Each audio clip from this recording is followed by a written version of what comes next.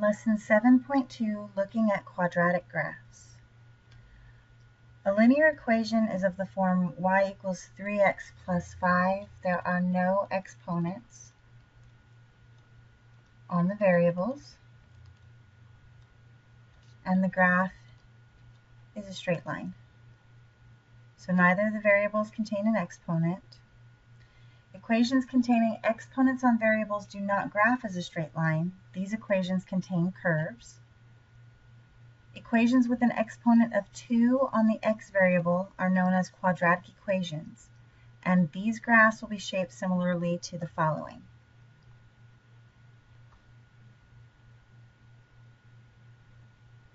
This shape is known as a parabola, and every graph of a quadratic equation will be a parabola. A parabola has a vertex. This is the point where the curve occurs. If the parabola points upwards, the graph will have a minimum value. If the parabola points downwards, the graph will have a maximum value. The solutions occur where the parabola crosses or intersects with the x-axis, and these are called solutions, zeros, or roots. If the parabola does not touch or cross the x-axis, there are no real solutions.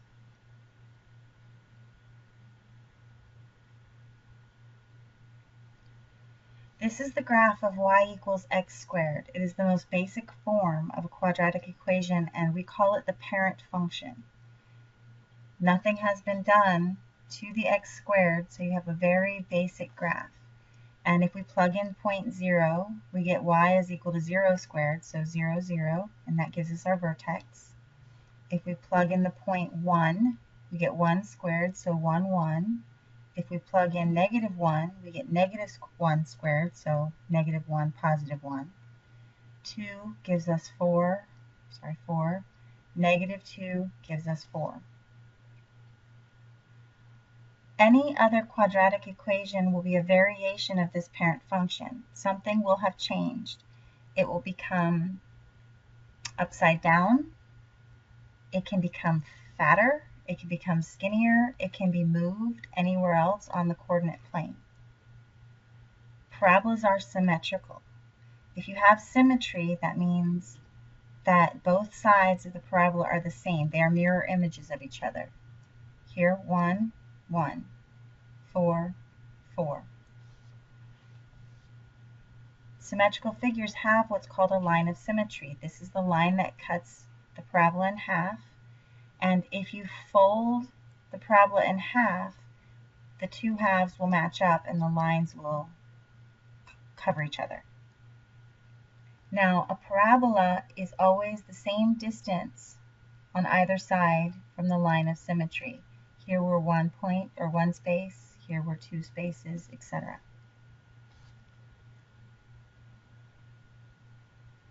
Okay, now, this is our parent function, y equals x squared. If we subtract 4 from that, the parabola will move down 4 spaces. We're back to our parent function, y equals x squared. If we make that x squared a negative, the parabola will flip over. So whenever the x squared term is negative, that's when we get the flip. We're back to our parent function. If we add 4 and make it negative, we are flipped from the negative, and then we move up 4 because we added 4. So negatives flip. Adding or subtracting from the x squared move up or down. We're back to our parent function. If I multiply by an integer, so x squared times an integer, the graph becomes skinnier or elongated. That's because what was once a 1, 1 is now a 1, 2, because it's 2 times 1 squared. And 2 squared gave me 4, so it would actually be 8, which would be up here. Back to the parent function. If I do x squared times a fraction or a decimal, we become fatter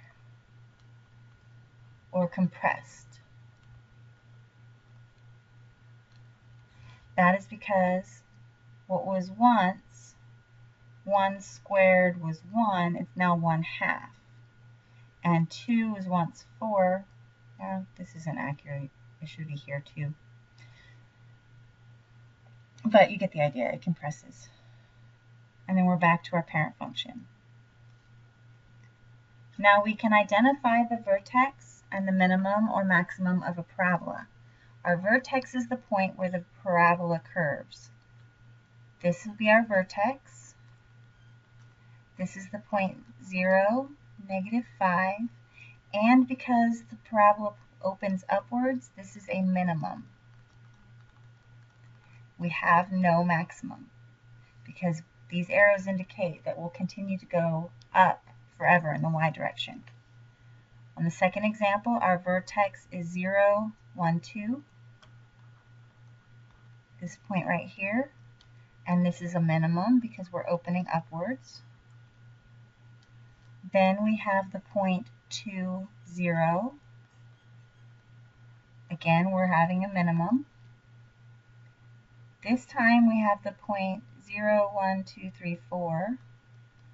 And because the graph opens downwards, this is a maximum.